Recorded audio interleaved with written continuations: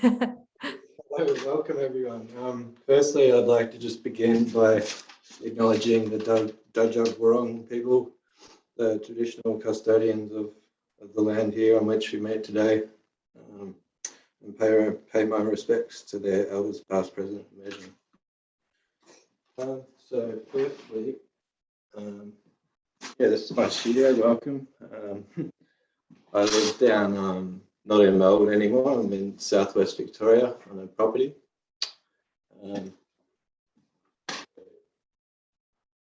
Yeah, sorry, I'm a little bit nervous, I'm not used to this kind of thing, but I've written a few notes, but yeah, just a little bit about myself. Yeah, I run the property here we're a fourth generation farm. We run fine wool merino, Hereford cattle, and cereal crops. Yeah, so my two older brothers here as well work with me, and yeah, I'm just doing this part time as a passion project at the moment. Yeah, in terms of like situated wise, we're just about 2.25 hours from Melbourne. Approximately about 30 minutes or so from the Grampians, southern tip of the Grampians. Yeah, so like I've spent most of my time in, I started off my journey in woodworking in Melbourne, working in an apprenticeship in furniture making. I worked in various different architectural sort of joinery places and of the like until I sort of got a bit sick of the industry and the automation of the whole side of things, and was really drawn to the craft side and the handmade side of things. And yeah, I guess that started back when I first heard about Windsor chairmaking was in 2013 at the Lost Trades Fair, and that first began. So founded by Glenn Rundle. He's an amazing craft.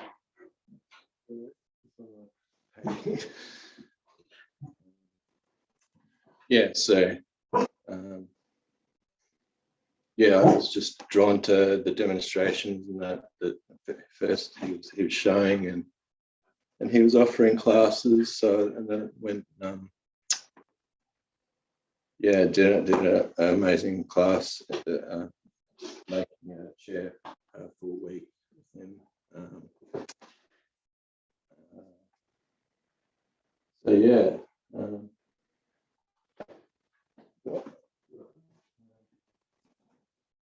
I might show you a little bit. I've got. I don't know if I can connect my phone, and I'll take you out the back. I'll show you a few pieces that I made. Excellent. And I'll just be here if there's any sort of tech issues. So yeah. But yeah, and while you're sorting that out, I can just ask the audience today, if you've got any questions, feel free to ask them in the Q&A button, which is down the bottom of your screens, and we'll get to them towards the end of Stuart's practice. So yeah, any questions that you have throughout this process, pop them down, and yeah, we'll get to them. Okay. There we are. Woohoo! Yeah. Yeah. So firstly, I don't think you'll be able to hear the audio at the back, but I'll just take you out the back and show the few pieces I've made over my journey of Windsor chair making.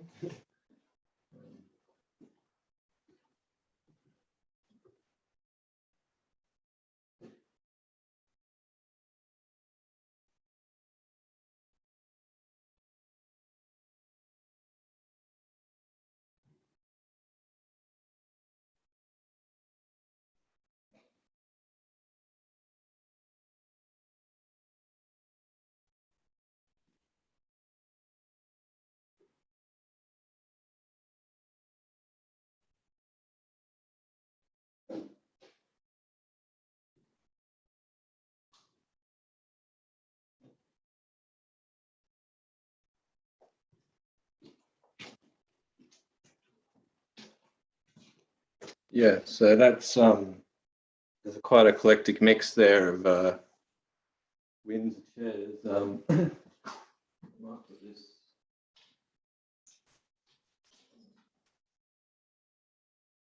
Yeah. Oh, sorry, I'll just get you to turn on your video again there. Okay, to press something.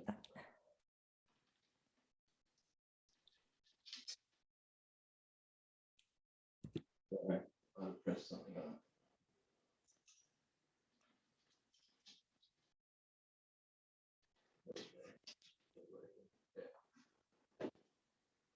So yeah, that's quite a eclectic mix of different styles of Windsor furniture.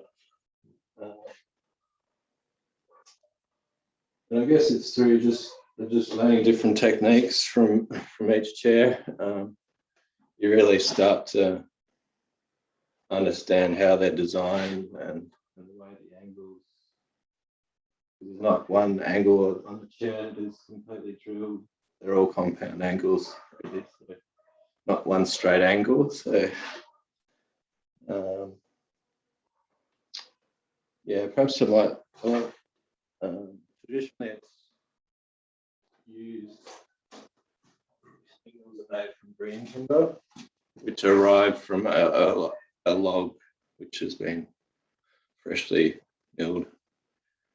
If I take my phone out here, I've got a little area where I break down my logs. A little bit. So like the spindles are riven from straight sections of quarter-sawn timber. I might be able to just sorry, my dog's there in the way. Yeah, I've got a straight piece of blackwood which is still wet inside, so it's easy to work. I'll take it out here. Can you still hear me all right? Yep.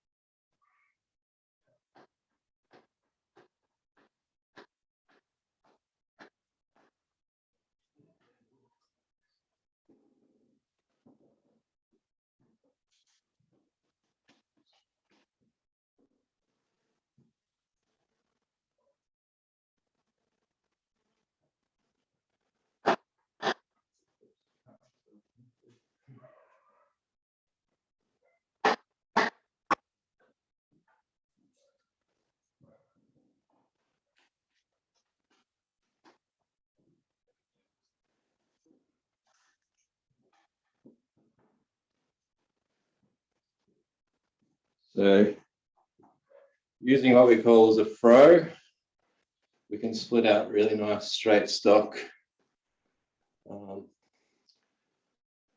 Which then is,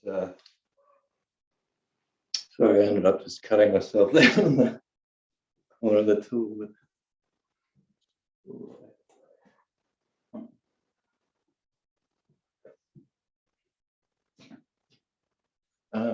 So after that process of driving the straight piece of blackwood, means we have continuous grain running through the piece, which allows for strength when bending sections. This chair I've got here I'm making at the moment is a continuous arm. It is one continuous piece of wood fibres running in two different angles. So that is probably the most complex Windsor to date that I've made. Might take you over. I've got. So So from this piece here was then whittled.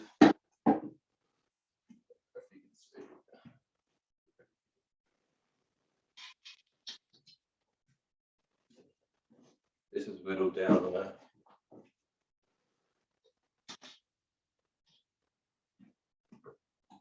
a shade board with clamping device. So once we get our piece from our ribbon sock, go down into an octagonal, and then from that point, so we're shaping that down. The 1/2 inch point at the bottom here. A lot of the measurements I've been learning to roll in So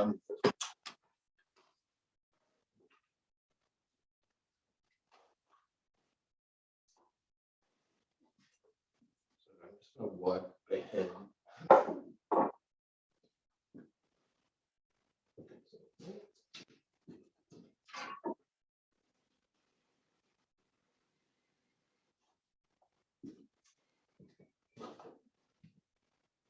Always the way, never cut myself so long and then do something like this. Masking tape to the rescue.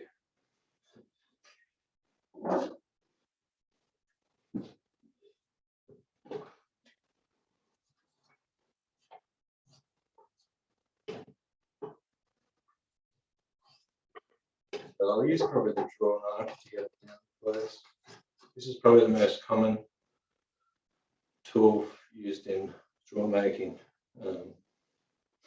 Yeah, just a really versatile tool.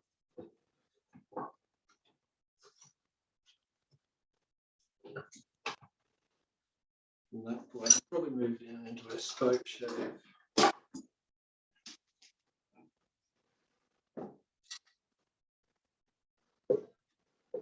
And then with each facet,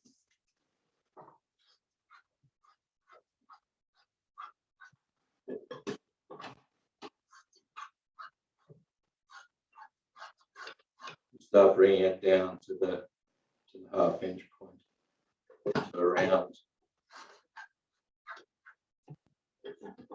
until it looks something more like that.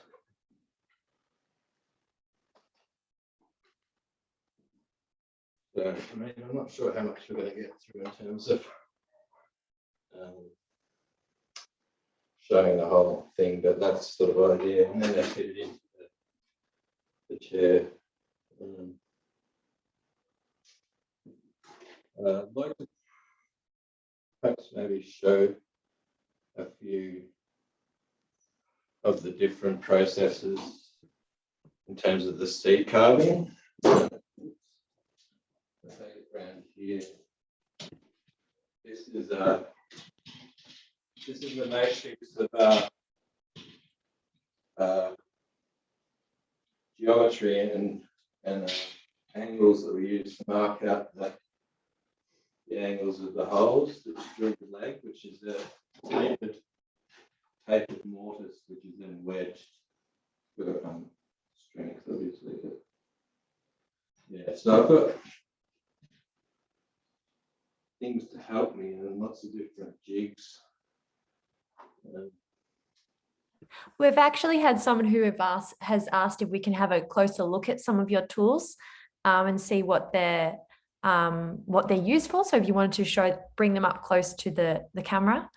Yeah, sure. So the main seed carving tools that I use is an inch shave and a traverser. Perhaps if I might be able to demonstrate a little bit of how they're used. I've got it halfway through a seed carve here, so I'll hold out a lot of material with this one first. Yeah. And then I've got a couple of different trebuchets, which is a curved sole tool. which can allow me to get a nice crisp shaving. These are all razor tool sharp. You can achieve a really nice, crisp, shiny finish off the tool. Which is How do you sharpen those curved tools actually? I have invested in a sharpening system, which is it's a slow grinder mill, which has been an absolute saver. Okay, yeah.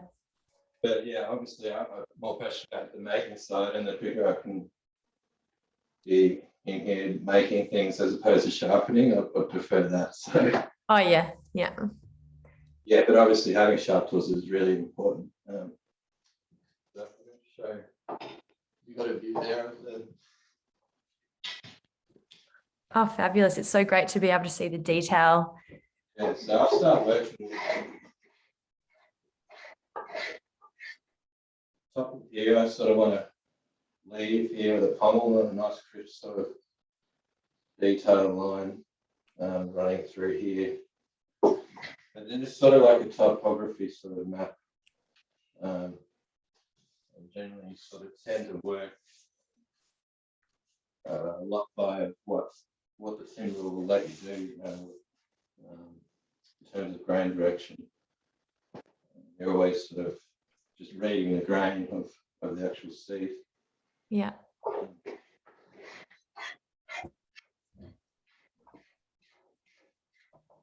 Actually, it's a really efficient way of moving material, nice and sharp. So I've got a garter here, right back up to a crisp line. So it's not really going to let me see. If it did that, you start working the tool the other way.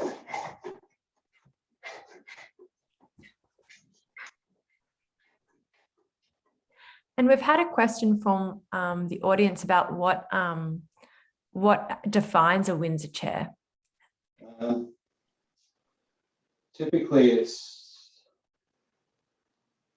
I think, the way that they're constructed in terms of the wedge tenon joinery and the spindles is very distinct for the Windsor design. Yeah, I'm not sure. Yeah. And those the armrests there, did you steam bend them? Did you say that before? Steam bent. Bring it over closer. Oh yeah, I'll just swap. But yeah, this is definitely. Sorry. Wow. Form like this. So there's a lot of actually work that goes into the making of the chair before you actually get around to actually making it, sort of thing. A lot of processes and techniques. Yeah. And how long does it take to make one, usually? Generally, a week full time. So, but that's depending on whether you're waiting on parts to dry. See, that will have to dry in a kiln. Yeah. Because it's come from green timber that super dry that sort of and set that timber once it's warm in a kiln for a couple of days. Yeah. Oh wait, so you bend the timber when it's still green and then dry it? Yeah, that's correct. Yeah. Right. Yeah. So in that log form, I arrive out a similar section, completely straight grain, and having that straight grain run through the complete piece gives you that strength for bending. And yeah, it's the green timber. It's something. I think I'm not quite sure. I think it's lignin, which is I think something in the green timber that helps the fibers slide past each other. All right. Okay. In terms of like when there's quite a bit of compression, I've developed a way of, it's actually a set of straps which go around the exterior of the form to stop it actually busting out and blowing away.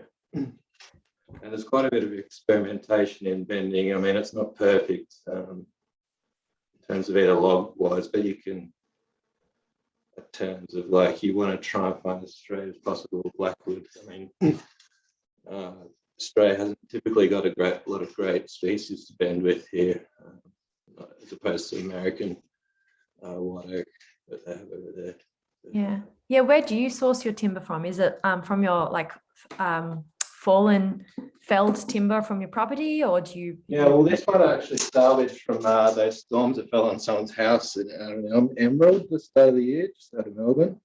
Yeah.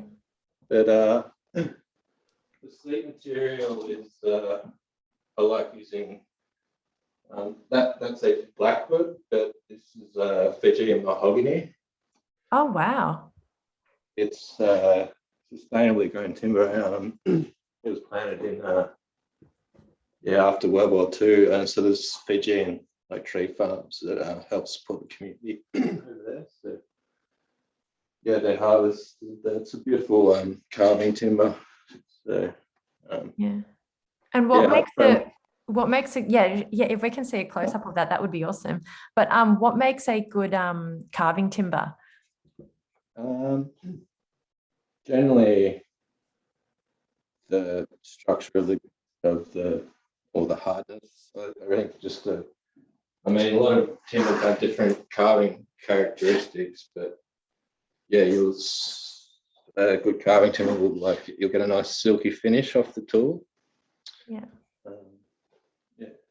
Yeah. And actually, on that topic, we have a question from Isabel, who wanted to know whether the saddle of the seat is all carved by eye, or do you use any guides? Yeah, so I use 2 depth holes here, and that's pretty much it. A lot of it's done by eye. I draw a depth to the point. I'm offering around here. Oh yeah.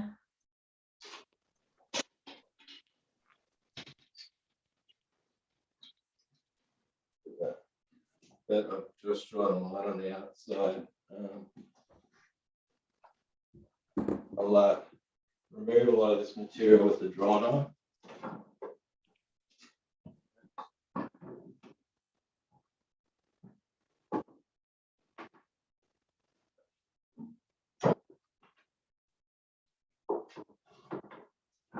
So that was really quite a hard working. I think it's worth it too. It's beautiful looking timber.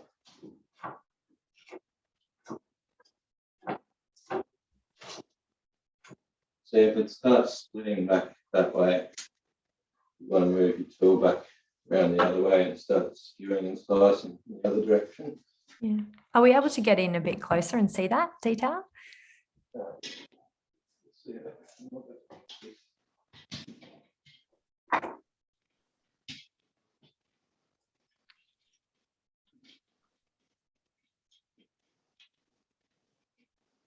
Yeah, wow.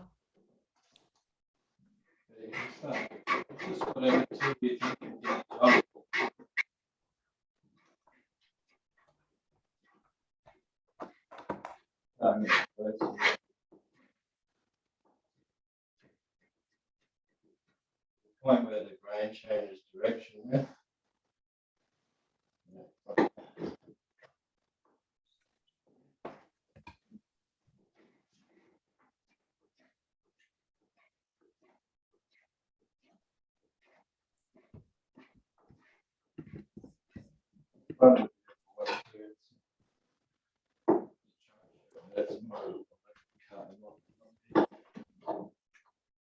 You sort of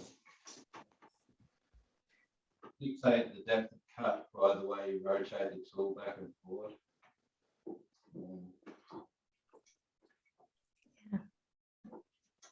Not working too well there.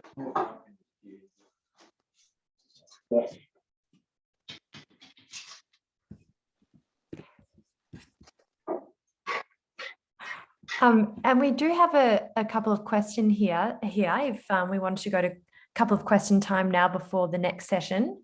So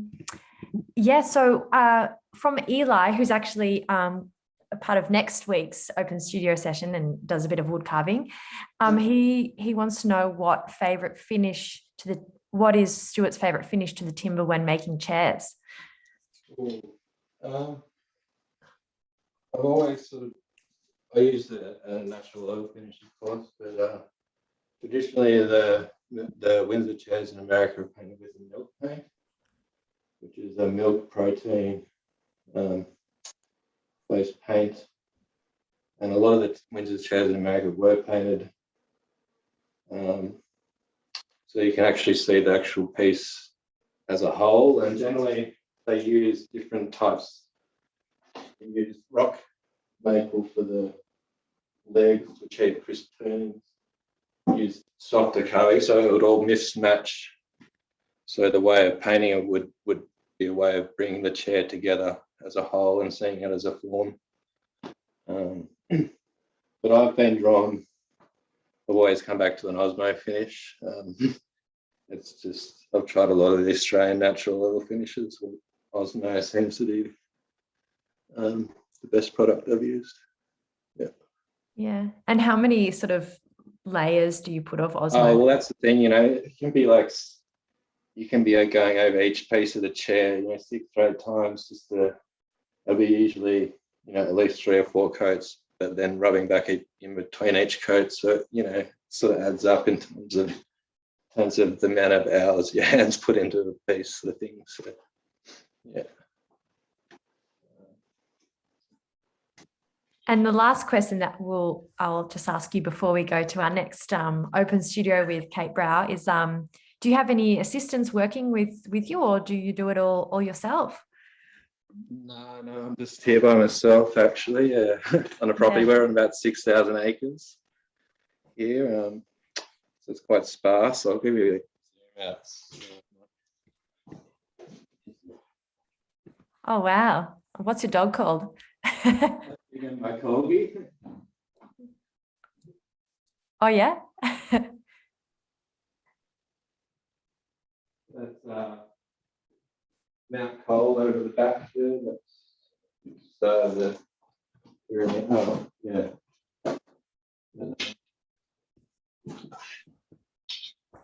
Yeah, we're quite lucky down here, really. I feel for my Melbourne friends at the moment, but yeah. You've got a bit of space. Yeah. Yeah. Well, thank you so much, Stuart. No worries. Thanks for having me. Thank you for Craft for putting on such an event. It's great thing. And it's so great to be able to virtually go into your space where from outside of Melbourne, usually that's I still feel connected in a way to Melbourne. I lived there for 10 years, so Melbourne still holds a special place for me, so in a way, but it's nice to be a bit of space at the moment. Yeah, no, good. And just for our audience, before we hand over to Kate, how can we follow you? What's your Instagram? I should get better at that side of things, but my Instagram's Stuart Davidson 85. Okay, I'll just type this into the chat section at Stuart Davidson 85.